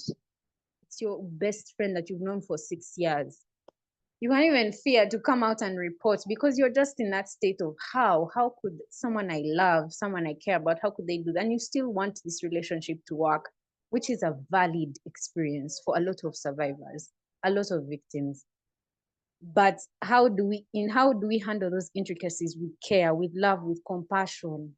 Yes, and an understanding of how power works, how abuse works, what it does to the human brain.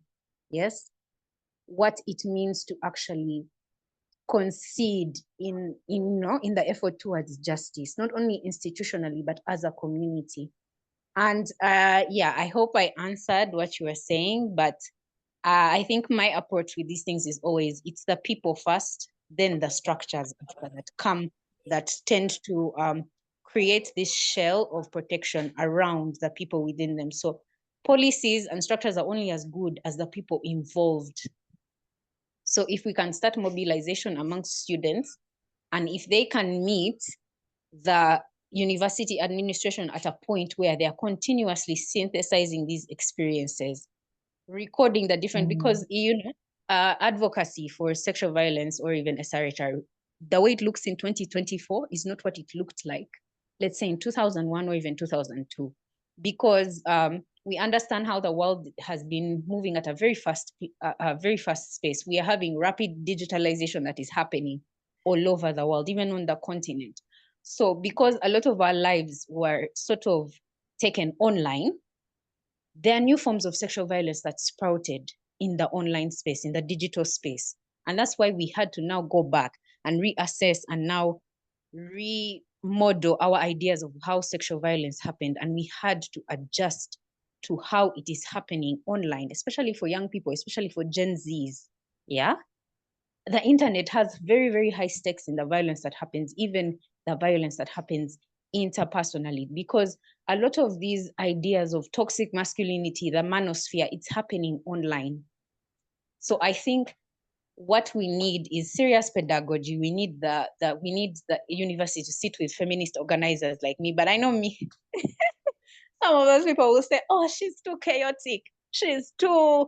That's how they start, because they always want to keep you within a court of civility. But I'm telling you, the people that are doing the real work are the people that are pushing boundaries beyond what they tell us we are supposed to do.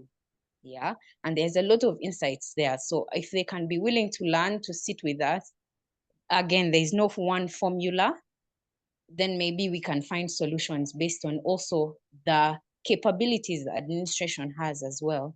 Because like I said, when I handled the case with Olympia Hostel, I didn't know that Makerere University could come forward and say they can't do anything about a private owned hostel.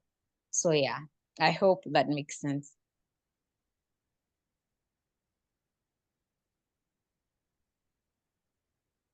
Thank you so much, Elizabeth. That does not only make sense, but it makes a school of thought. It makes a book, it makes a movement, and also, just as I earlier on said, it makes a revolution. Thank you so much for sharing all these insights. So surely we see that, yes, policies are important, policies are paper, but policies without people to push them, to speak on them, to make them known, to exercise them, becomes a challenge. So we go hard and mobilize. But also thank you so much for hinting on issues of violence, intimate partner violence. Actually, these days in the universities, who only 3 out of 10 people in intimate relationships actually are not experiencing violence. That means over 7 of them are experiencing either sexual violence or physical violence. And the amount of domestic violence happening in universities, I think, is even growing more than that is in homes. I mean, personally, I also had experiences seeing boyfriends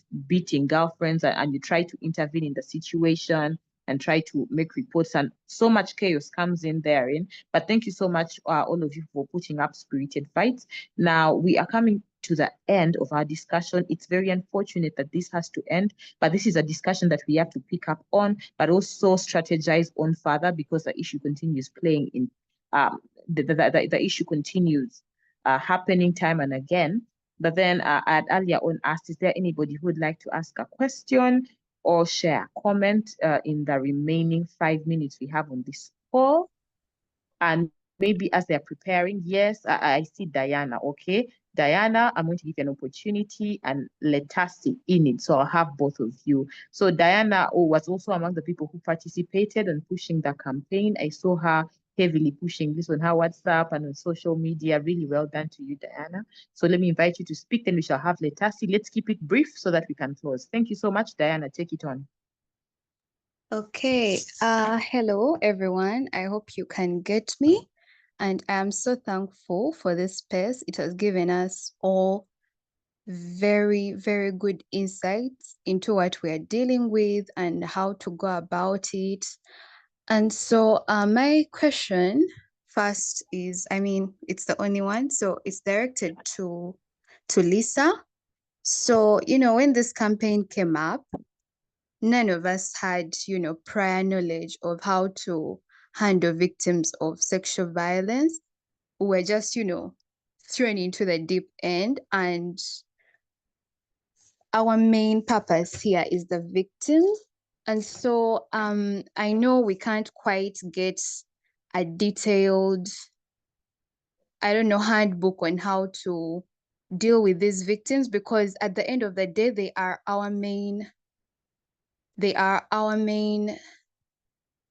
okay, I think you get what I'm saying. But so are there like a few pointers on how to deal with them? I mean, you've already said that bit of patience, because I'm looking at a scenario, because there's been people to approach me regarding those matters, and I'm not quite sure I handled them the way they should have been.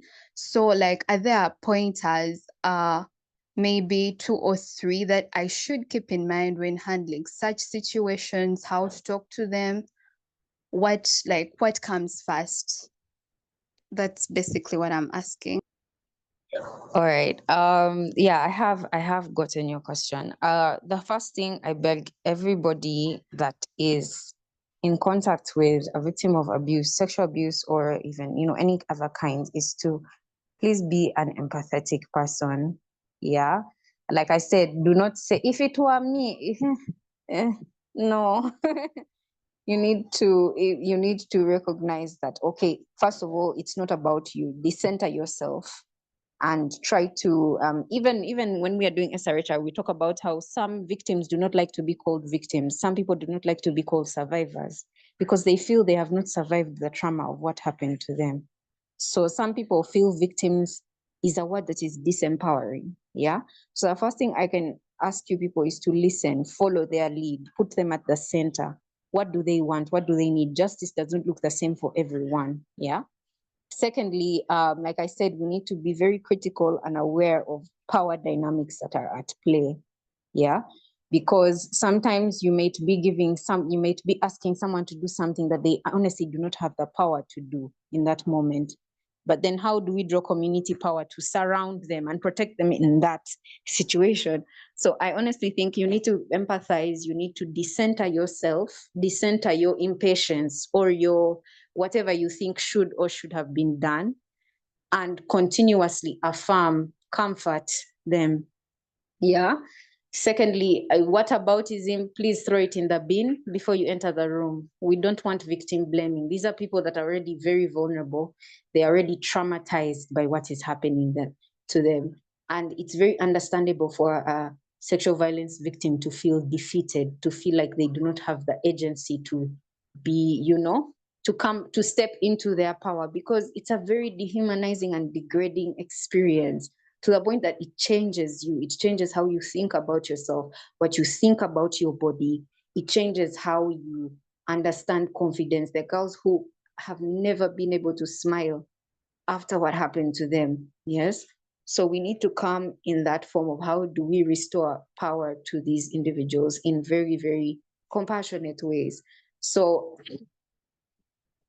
a lot of it comes from listening. Like I said, when you're dealing with human issues, and you are trying to have a human-centered approach to a lot of these issues, there's no formula. And I think that's why I hope I'm not frustrating anyone. That's why I do not speak in like absolutes. There's no one formula, but continuously empathize and listen. Decenter yourself and center the victim. What does the victim want? What do they need? What do they feel will make them better in that moment? How can we help them? Yeah. Ask those questions. You don't just step in and assume that you know what should be done. Individuals are different. Even the way harm was enacted to them, they're going to feel very different about it. And I say this as someone I've dealt with so many, and trust me, there are so many different ways someone can want to be helped, yeah, or even supported. Sometimes they can't even help themselves, yeah. So let's try to prioritize as much empathy as we can. Decenter yourself, center the victim. Don't talk over victims. Do not try to silence them in any way. Do not try to now, think about all the bad things, because there is no perfect victim. That's another thing we need to think about. Even if this girl is the most selfish person I have ever known, if she gets raped today, I'm not going to use her rape story as a chance to now talk about how she didn't give me this, how she was selfish here, how she was rude to this person. No, because a lot of people do that as well. For you to be a victim that people come to and believe you have to be this perfect white person that doesn't have any, I think we need to also decenter all those thoughts and start to restore a mindset of humanizing a person that has already experienced a very dehumanizing event. So yes, but I always believe that we need to further encourage them to pursue justice and keep pushing the bounds of the system. Some of them do not have the strength to. There are some people who you go to and they are not going to tell you, I'm not going to file a report, I'm not going to file a case, because they already gave up on the system, rightfully so. They're not going to report because, and I think when I experienced that saga with Olympia Hostel, it exploded so big that I even ended up in contact with people at the CID offices. And I kept calling these policemen. I told them, you failed us. You failed all of us. You failed all the women in Uganda. No one comes to you because you are failing at every level. And that's when they try to now trace back to the file that disappeared. Yeah. So, that's what I would try to say. Please, it's important for us to push the bounds of the system, but not at the cost of the mental health and the safety and the well-being of the victim. They have to be the center of everything. And yes, please be kind. Do not use victim blaming language. Humanize them. This is not the time to say, oh, she didn't give me coursework last week. Why should I help her now that she's... No, that's not the time. Yeah. We need to bring in full force. We need to continuously orient ourselves. Sometimes we think that help is in telling the victim what to do, and yet it's in making sure the community around the victim is the one that's doing the work, because this is someone at a point that has become powerless because of what has happened to them.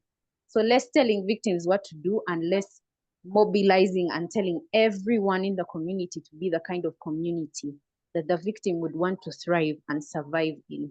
I hope that makes sense. So continuously push the bounds. Yeah, continuously push the bounds in terms of how we deconstruct rape culture, how we deconstruct victim blaming, how we deconstruct these stereotypes around how sexual violence happens. And like Joshua said, you have to be courageous. If you cannot be their power, if you cannot be their courage, especially for someone who has been, rendered powerless to that point, they are traumatized. If you cannot form a community of power around them, then this is how we fail victims. This is how we fail survivors. Yeah. So I think more of the work is more outside. It's not telling the survivor, it's more telling everybody to please get serious and do what needs to be done. So yeah. Okay.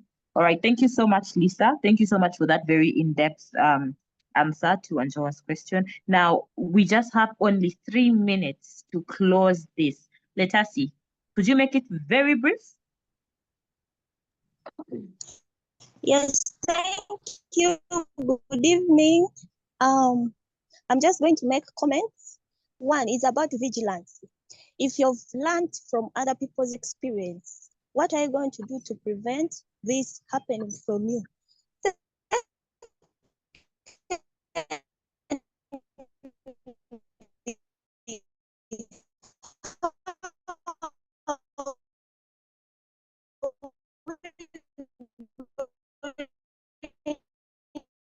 How are we documenting our evidences? Sometimes you say I was raped. Okay, times to add about provoking, the way you dress, the way you talk. So sometimes you ask yourself a question, okay, we are 1,000 students in a school, but how come a lecturer or a fellow student has actually managed to get onto this person? So I believe that we also have a hand in these sexual violence.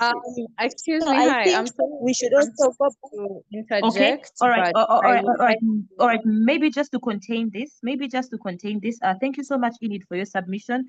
So, Enid, just as it was earlier on said, rapists will rape regardless.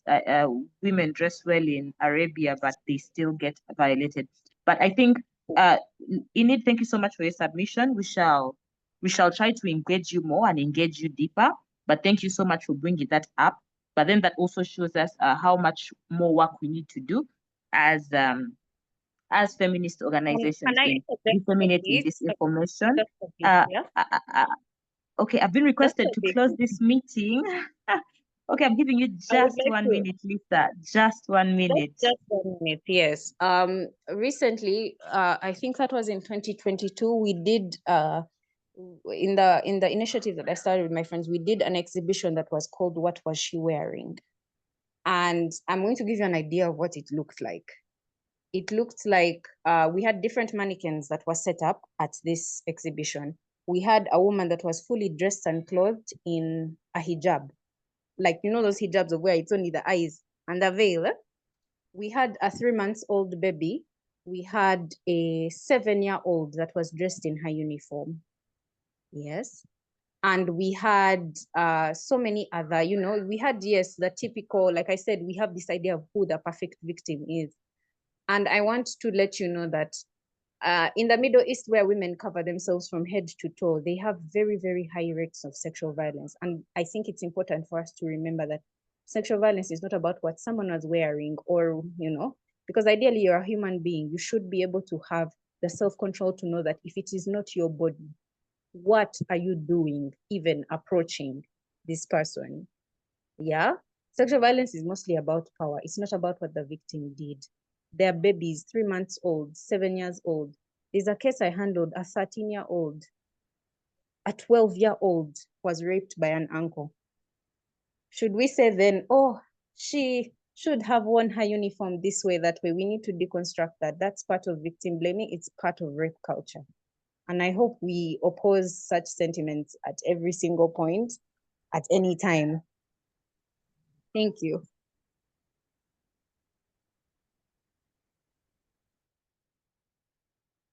All right. Thank you so much, Lisa, for that clarification. And surely we do oppose that. Now, thank you so much. We have come to the end of our discussion. It's very unfortunate that we have to end this quick. There's so much that we have to discuss in this particular topic.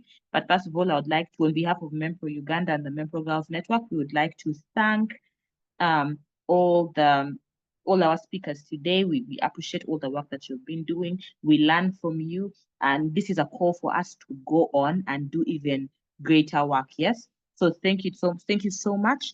And we as Memprow, we continue to support such work. And in case of anything, our offices are always open. Thank you so much. And allow me close this meeting. A luta continua. The struggle continues. Have a great evening.